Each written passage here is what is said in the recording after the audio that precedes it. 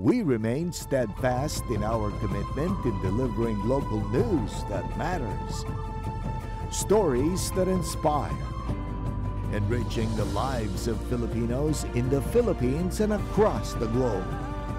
This is your GMA Regional TV. Buong puso para sa Pilipino. Kabikolan, pigsairarom sa Blue Alert huli sa huma kan bagyong Aghon. Latest sa kamugtakan kan panahon, aramon. Mga daing nababakal na sirang tamban, inapon sa kadagatan sa Sorsogon. Asin, man iba-ibang bersyon ng pasta, bida sa Sarong Food and Beverage Expo. Ini ang GMA Regional TV Balitang Bicolandia.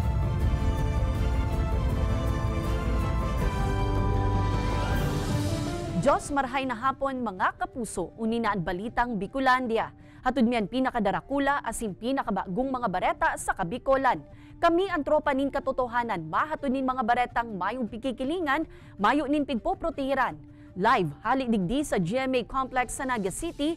Ako po si Kate Dalovieres. Pigsairarom na kan Regional Disaster Risk Reduction and Management Council Emergency Operations Center sa Blue Alert status ang Bicol Region para sa Tropical Depression Aghon. Sigun sa pag-asa, posible kayang mamatean ang pag-uuran sa rehiyon ngunya na weekend. Sa Blue Alert status, mas magiging mahigot ang pagbabantay sa epekto kan raot kan panahon asin naka-alerto man ang manlain-lain na government response agencies, LGUs asin stakeholders. Mientras tanto, pirang pantalan naman sa rehiyon ang nagsuspindir nin biyahe makalihis isairarom sa signal number 1 ang pirang lugar sa Bicol. Nasa 89 naman ang stranded na passengers sa Tabaco Port, mantang 300 sa San Andres Port sa Catanduanes.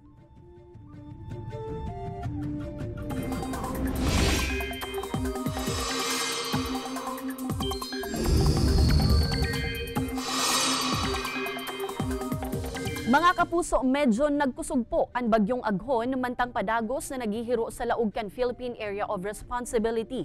Huring nanotaran ang sentro kan bagyong Aghon sa rayong 135 kilometers east-northeast kan Hinatuan, Surigao del Sur. Basado sa 2 p.m. bulletin kan Pag-asa, nakataas ang signal number 1 sa pirang parte kan Bicol Region, pirang parte kan Samar asin Leyte provinces, maging sa Caraga Region. Sa latest forecast track, piglalaom mang padagos ining mahiro, pa west-northwest o northwestward sa mga masunod na oras hasta sa magrani sa Eastern Visayas, kung sa ini posibleng maglandfall. Mantang naghihiro sa laog kan Par, makusog pa ang bagyo asin posibleng mag-abot sa tropical storm o typhoon category. Sa datos kan Metro Weather, huli sa bagyong Aghon, mati na ang mga pag-uuran sa Camarines Provinces, Albay, Sorsogon, Catanduanes, asin Masbate. Makukusog ang uran sa pirang lugar, kaya andam po kita sa huma kan flash flood o landslide. May chance manin uran sa iba pang parte kan nasyon, urog na sa Visayas asin Mindanao na presenteng nakakamati na kan epekto kan bagyong Aghon. Pag-andam sa posibleng pagbaha, padagos na pigsasagibukan pirang barahaon na lugar sa Naga City. City Engineers Office may mga pigaadala naman subuot na panghaluyang lakdang tanganing maibitaran ang haloy na pagbaha o haloy ng pagbabaha sa pirang porsyon kan syudad. Ang detalye sa pagtutok live ni Jessica Calinog. Jessica?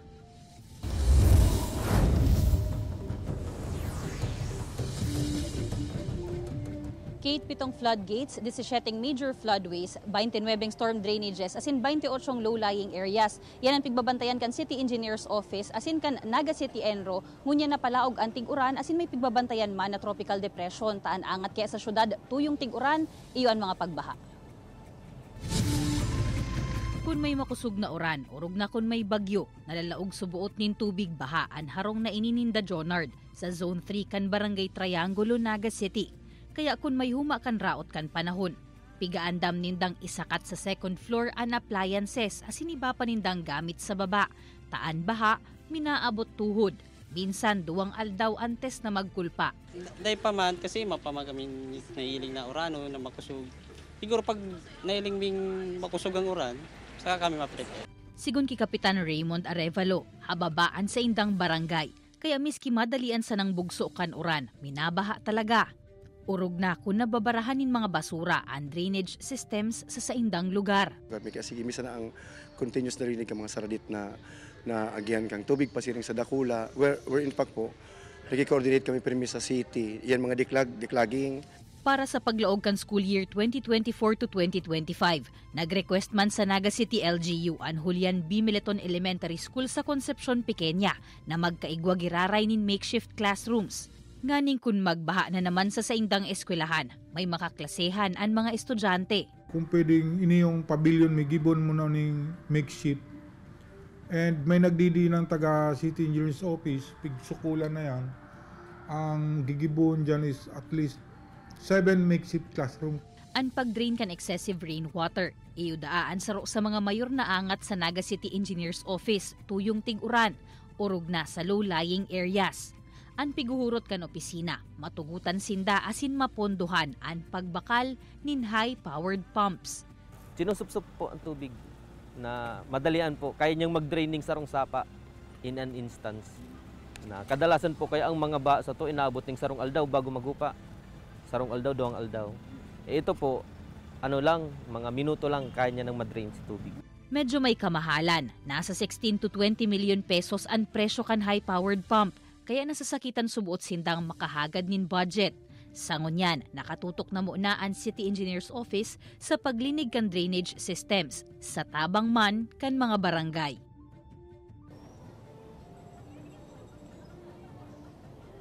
Basura Kate, ana, mayor na problemang nahihiling kan City Engineers Office kaya nababarahan ang mga agihan kan tubig sa syudad. Kaya padagos man nga ni ang pangapudan kan opisina sa mga nagenyo na obserbaran ang proper waste segregation as inibitaran man ang pag-apunin basura kung sain-sain sana. Kate? Alright, Jos Mabalos, Jessica. DepEd Bicol may apela sa mga LGU sa paggamit sa mga eskwelahan como evacuation center tuyong may raot nin panahon. Paggamit sa mga school facilities tuyong may kalamidad, may limitasyon subuot susug sa ahensya. Tutukan sa report ni Chris Novelo.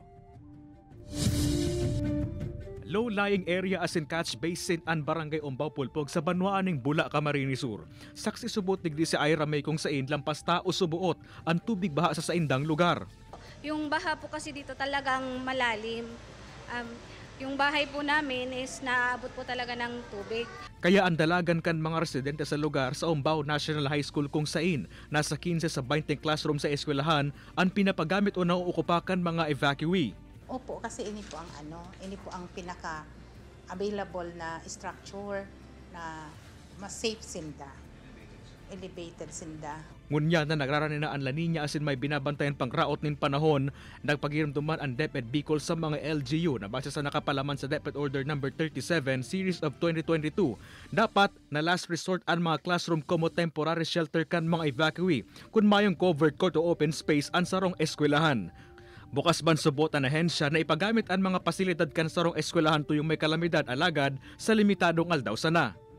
Mga schools natin ay pinapayagan naman na gamitin as evacuation, temporary shelters or temporary evacuation centers.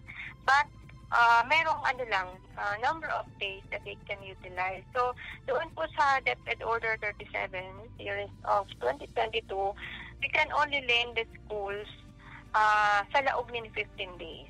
En kaso maglampas na subot sa 15 dias ang pagtinirkan mga evacuee sa eskwelahan, kinakaipuan na subot na magkaigwa din Memorandum of Agreement sa pagultanan kan LGU asin eskwelahan. Nakapalaman subot digdik kung hasta no arin matinir ang mga evacuee asin ano mga pasilidad ang gagamiton.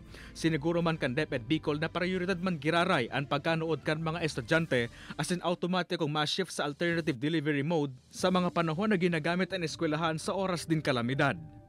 Kay Baran si Carlo Abonita, Chris Novelo, Balitang Bicolandia.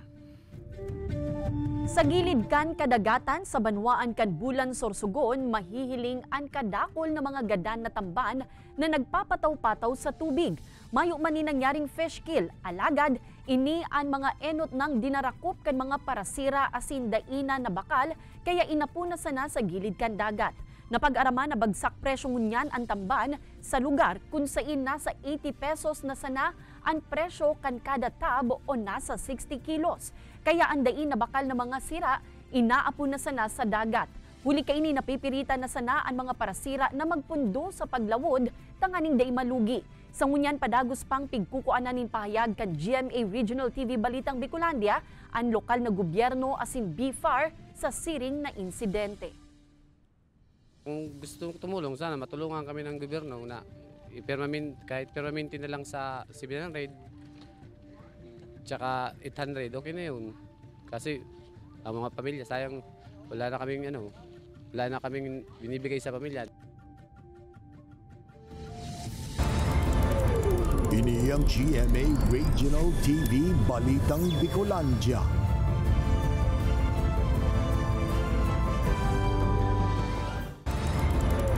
Ini ang GMA Regional TV Balitang Bicolandia.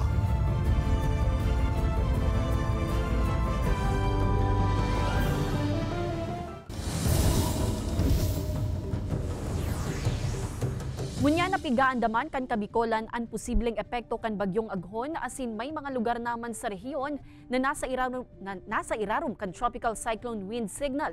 Kumustahon taman ang preparasyon na pigigibo kan Philippine Coast Guard sa pakikipag-ulay ta live kay Coast Guard Commander Christian Hasmin and Station Commander kan PCG Camarines Sur. Diyos marhay na hapon po, Sir Hasmin. Magandang hapon din po sa inyo, ma'am, at sa inyo pong mga tagapakinig. Sir Hasmin, ayon po sa Pag-asa, posibleng maapektuhan ng Tropical Depression Aghon ang East Coast ng Bicol Region, kabilang na po dito ang Camarines Sur. Ano po ngayon ang direktiba natin sa mga substation kaugnay nito, lalo na po dun sa mga may nasasakupang pantalan? Opo, tama po yung sinabi niyo, ma'am. Yung probinsya po ng Camarines Sur ay signal number 1 na po sa kasalukuyan. Kaya po yung Coast Guard po dito sa Camarines Sur ay nag-issue na po ng direktiba na hindi na po pinapayagan magpalayag yung mga barko na paalis dito po sa probinsya. At yung mga may isda naman po ay inabisuhan na rin po na kung maaari ay wag muna silang maglaot para po sila mangisda, para po masiguro ang kanilang safety. At the same time po, yung Philippine Coast Guard naman po ngayon ay nakahanda na po yung aming Deployable Readiness Team, yung DRT namin, para kung sakali man kailanganin ng ating mga kababayan ay handa-handa pong mag-responde kung saan man po yung nangangailangan ng Philippine Coast Guard. Opo, sir, ano po ang usual challenges na ma-encounter natin sa Camarines Sur tuwing may sama ng panahon? Opo, kadalasan po kasi dito sa Camarines Sur, meron tayong mga lugar na kung saan ay yung hindi naaabot ng mga abiso. Hindi po natin maiwasan yon kasi may mga liblib po na lugar talaga dito po sa Camarines Sur. At minsan po may mga kababayan tayo na nagpapalaot pa rin at yun, kinakailangan natin i-rescue. Kasi po yun nga, hindi na po sila nakakabalik kagad sa kanilang mga kapamilya. Yun po definitely, yun po kadalasan yung aming mga challenges dito po sa probinsya. Mayroon din naman kung talagang malakas po yung ulan at malakas po yung volume ng water ng ulan na pumunta rito sa Camarines Sur, may mga panakanaka namang mga area na kung saan may binabaha. Pero mga isolated area lang naman po yun, hindi naman po yun madalas. Opo. So sa mga ganitong panahon po, sir, ano po ang ipinapaalala natin sa mga mangingisda at sa iba pang mga naghahanap buhay sa karagatan? Para yun nga pong sabi ninyo kanina, nahihirapan po kayong ipaabot dun sa kanila yung information. Paano po ito? Opo, sana po yung ating mga punong barangay, yung mga barangay officials ay maging maging proactive since sila po yung may mga access ng mga communication galing po sa mga government agency kagaya po ng Pag-asa at ng Philippine Coast Guard na itap nila yung kanilang mga constituent ng mga mangingisda na paalalahanan. At kami naman po sa Philippine Coast Guard ay nagsisend po kami ng mga advisory sa social media, through text messages sa mga local government units down to barangay captains para po masiguro na alam po nila na binibigyan po namin sila ng abiso na yung mga mangingisda po nila ay huwag muna nilang palautin. Maraming salamat po, Jos Mabalos, kay Coast Guard Commander Christian Hasmin, kan PCG Camarines Sur.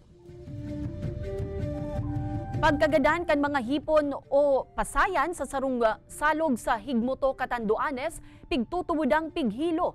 Investigasyon kan mga otoridad nagpapadagos. Uyan report ni Rosie Nieva. Sa salog na ini sa Barangay Sikmil, Higmoto, Catanduanes, maririsa ang kadakol ng mga gada na hipon. Kaya ang residenteng sinestor, saro-sarong pigpupurot ang mga gada na hipon sa paglaom na pwede pa ining mapakinabangan. Alagad na mamarong na subuot ang mga ini. Pigtutubodan na igwang taong naghilo sa mga ini, huli tamaski ang mga sadit pang hipon, dain na kalibre. Binabawalan ko silang maglason pero kaya talagang buhay ata nila kaya patuloy pa rin eh. Nahandal man ang kapitan kan barangay na tibaan igwang maapektaran ng mga residente, urog na at igwang mga nagsasakdo sa nasambitan ng salog. Nakipag-koordinar naman ang barangay sa kapulisan para sa investigasyon. Kumbaga, pinapaalalahanan ang publiko na kung sino man ang magtitinda ng ganyang isda at tatanungin, aalamin kung saan nila nahuli at kung ano ang kanilang ginamit na panghuli. Sa ngunyan mapasar subuot sindanin ordinansa na obhetong mas higutan ang pagbabantay sa salog, asin magkaigwanin penalidad, ang si isay man na madadakop na embwelto sa panghihilo nin mga sira sa nasambitan ng salog. Ini si Rosie Nieva, Balitang Bicolandia.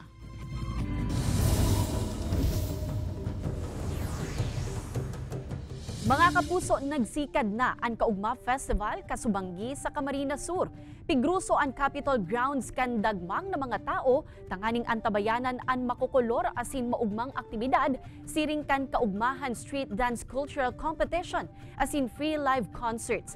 Alagad sa aga, May 25, syartong mas magiging exciting ang dalagan kan kapistahan. Hulita makikiride sa selebrasyon ang Black Rider cast na sinda Ruru Madrid, Yasi Pressman, John Lucas asin Angeli Kang.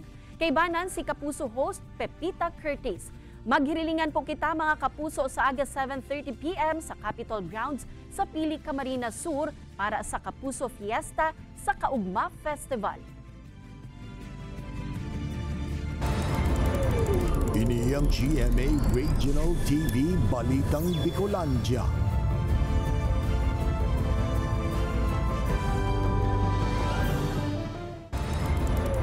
Ini ang GMA Regional TV Balitang Bicolandia.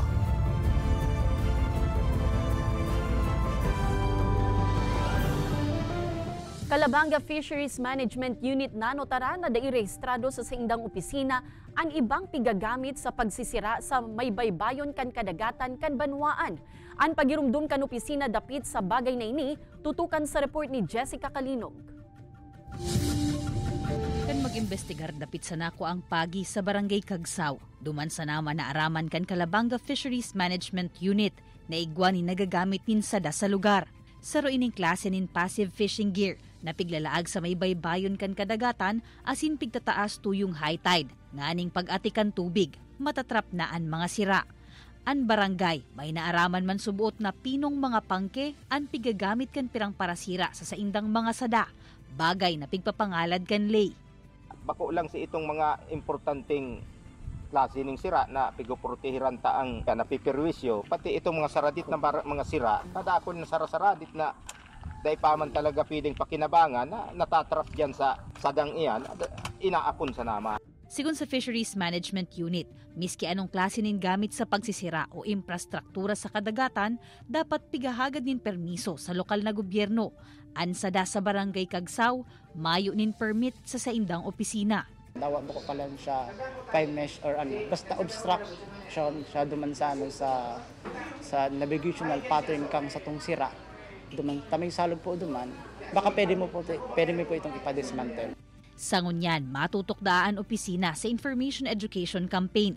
Ipapaintindi sa mga residente kung taano ta kaipuhan halion ang ipigmok na nasada sa lugar, asin kung ano pa ang mga dapat tandaan kan mga naghahanap buhay sa kadagatan.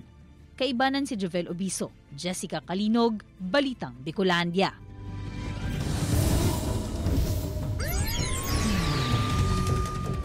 Sa kulungan ang bagsak kan sarong 24 anyos na motorista na nadakop kan Highway Patrol Group sa may barangay Kumaday-Kaday del Gallego, Camarines Sur.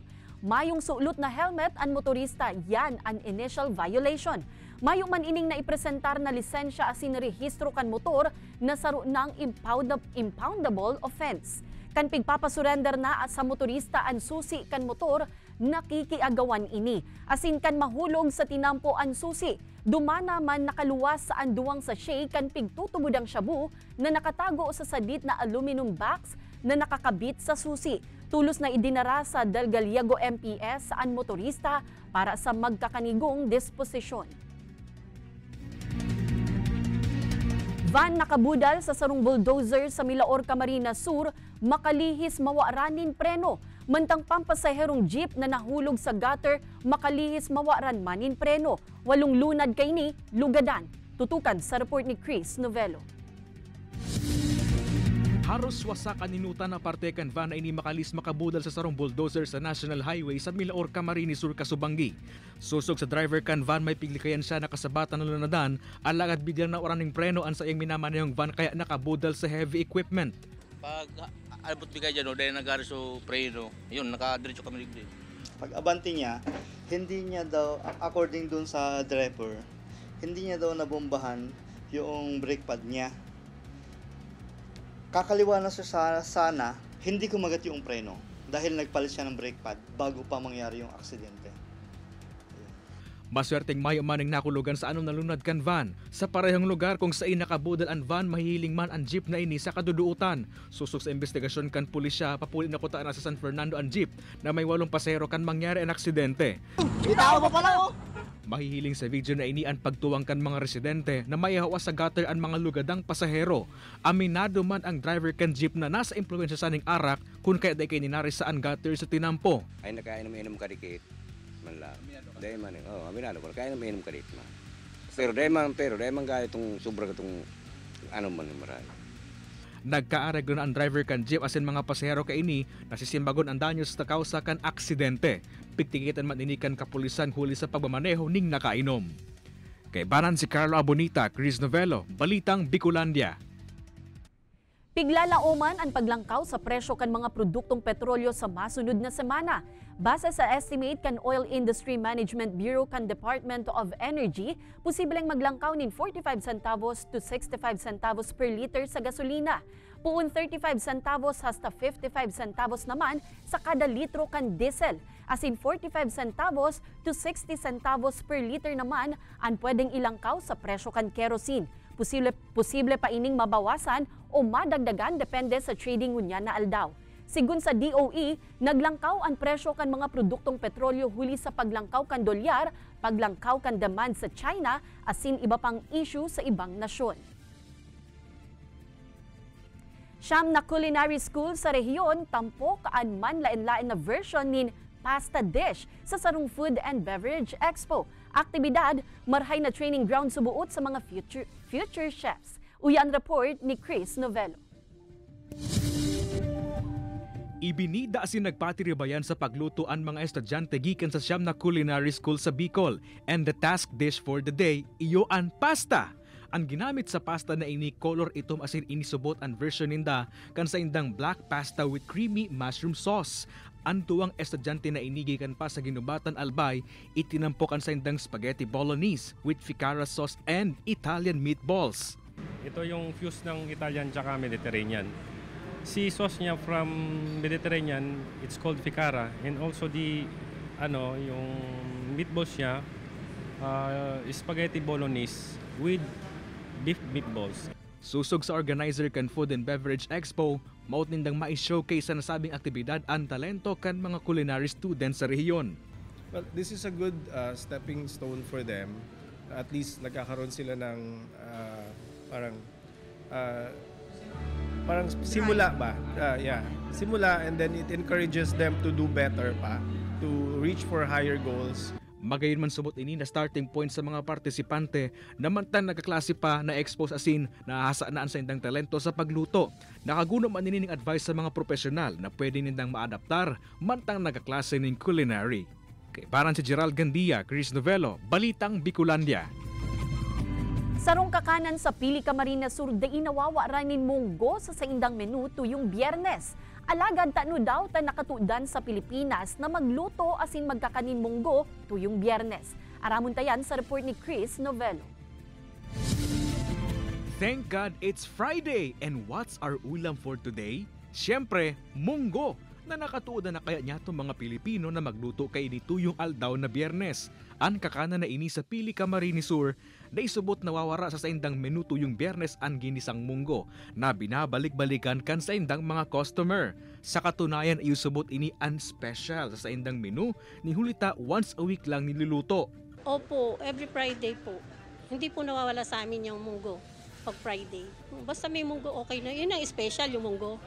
May pagsiserve man sendasyon ni na munggo na pwedeng may toppings na crispy chicharon. Suzuki Chef Billy Genterola, impluensya subot kan mga Espanyol ang pagtubod sa pagkakanto yung Biyernes ning munggo o inaapod na Mangiferia Indica. May attribute sa Catholicism. Takatong panahon baga, every Friday bawal ang pagsisira ng karne. So ang munggo, yan ang pinaka harani sa karne. Protein na yan eh. Ang munggo is a legume pero rich in protein. Sa katunayan, buhay na buhay pa subuot ang pagtubod na iningon niya na simbolo kan hararom na istorya asin kultura kan mga Pilipino. Kaibanan si Carlo Abonita, Chris Novello, Balitang Bicolandia. Pirang mga Bicolano mas pinipili ang virtual job o mga trabaho online. Ang bentahe asin pagkakaiba kaini sa ibang trabaho, aramunta sa istorya kan pirang virtual assistants sa report na ini.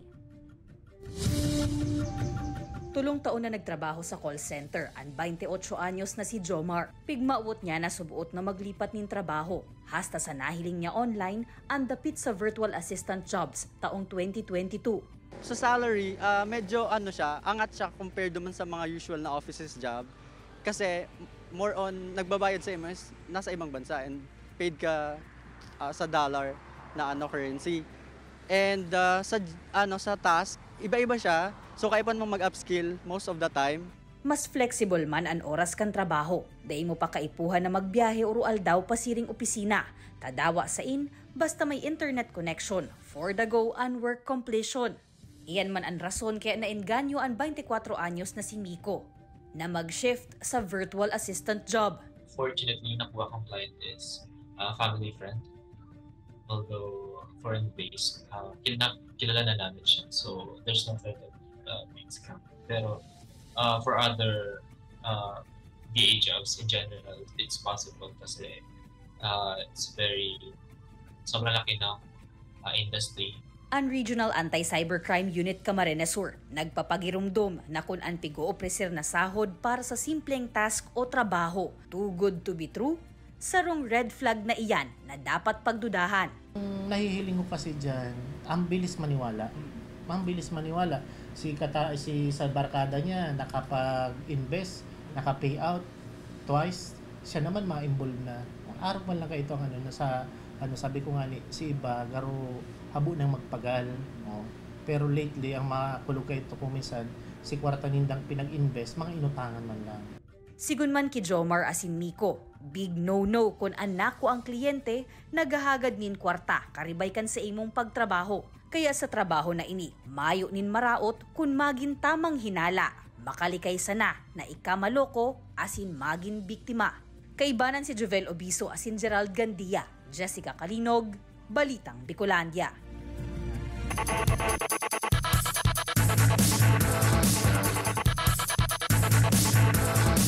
Binild Lady Blazers nagbuhurot na mag-3-peat sa NCAA Season 99 Women's Volleyball Finals. Uyan report. Puun kan season 97 da ipanadadaog dawa sarong game ang Binild Lady Blazers asin ang halabang winning streak na ini nagresulta naman sa kampyonato. Ngunyan finals kan season 99, mayo pananggad nakakaputol kan sa indang streak. Nadaog ninda kan Domingo sa finals game 1 kan NCAA season 99 Women's Volleyball Tournament ang Letran Lady Knights. Sa kapangganahan na ini, mas naparanisinda sa indang pantulong magkakasunod na NCAA Championship. Alagad para sa inda, igwa pa sindang pwedeng ayuson sa indang kawat. Struggle would be yung first set. Dumikit naman ng first set. Jitters probably, pero Marami kaming napulot dun sa first set. We will watch and we will discuss details. We will do corrections. Ngayon nakatapat namin ang Letran. Challenging din naman kasi yung mga wing nila malalakas. Power sila and may mga plays din sila na medyo hirap din kami. So nag-a-adjust talaga kami every point. Lamang na lamang ang Lady Blazers sa championship experience kontra sa Lady Knights na haloy ang test nakabalik sa finals. Alagad na ininda pigmamaliit ang sa indang kalaban. Hindi pwedeng magkampante, so we always teach that sa mga bata. Hindi pwedeng complacent, so kailangan pukpok ng pukpok. Tapusin na as if kaya, tapusin na as early as we can. Pag-play ng championship, iba na to so back to zero. So sa game 2, gagawin pa din namin yung mas best pa para wala ng game 2. Ang tabayanan ang Game 2 kan NCAA Season 99 Indoor Volleyball Finals sa Domingo po na alas 12 nin udto live sa GTV. Ini si Don Jimenez, Balitang Bicolandia.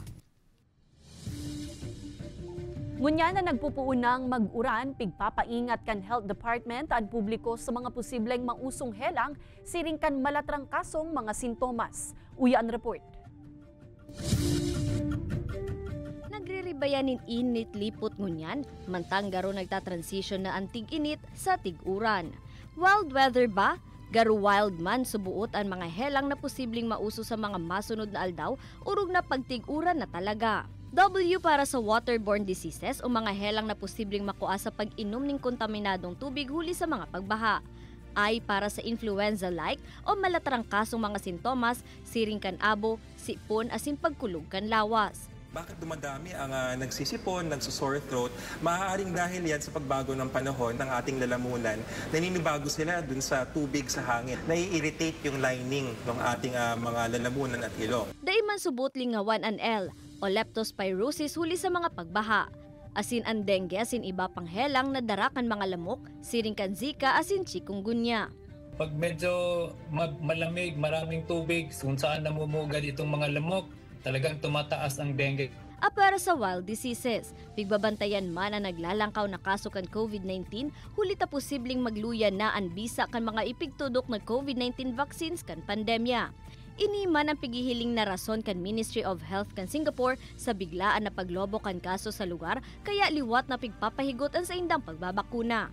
May mga reformulated vaccines na, mga updated COVID vaccines, kaya lang hindi available yan dito sa Pilipinas. Talagang mag-ingat tayo at magmatsyag sa mga sintomas natin dahil pwede tayo mag-severe, especially do sa mga matatanda, even if you are vaccinated. Sa Pilipinas man, hababa ang hospital utilization rate sigon sa Department of Health. Alagad pigpapaingat ang mga vulnerable o ang may mga edad na, asin may ibang malalang helang. No requirement for border control, no requirement for mandatory masks, no requirement for additional vaccination. But we're monitoring the cases. Sa Pilipinas man, hababa ang hospital utilization rate sigon sa Health Department. Alagad pigpapaingat ang mga vulnerable o ang may mga edad na asin may ibang malalang helang. Ini si Don Jimenez, Balitang Bicolandia. Haros bilog na area coverage kan Camarines Sur Electric Cooperative 3 sa Rinconada area ang nakamati ni brownout kasubanggi. Susug sa kooperatiba, namatean ang 2 oras na power interruption puun alas 8 hasta alas 10 kasubanggi, huli kan pinautob na manual load dropping kan NGCP. Ginibo kan NGCP ang manual dropping tanganing mamantinir ang power system sa Luzon grid na isinairarom kasuudma sa yellow asin red alert status. Mientras tanto, ngunya na aldaw, liwat na nasa yellow alert ang Luzon, ninhuli sa manipis na supply kan kuryente, puun alauna nin hapon hasta alas 10 nin banggi. Uminabot na kaya sa 13,691 megawatts ang peak demand kan kuryente sa Luzon, asin haraninang maabot ang available capacity na 14,331 megawatts. Madadalan ang episode na ini asin iba pang pinakahuring lokal na bareta sa official website kan GMA Regional TV, www.gmaregionaltv.com. Pwede man kamong magbisita sa samuyang official YouTube channel, GMA Regional TV, asin i-click ang subscribe button para sa pinakamaiinit na bareta hali sa man-ibaybang rehiyon. Mabalos sa mga kapusong Bicolanong nagantabay, maging sa mga kapuso nyato abroad. Ninhulita sa GMA Regional TV, Local News Matters.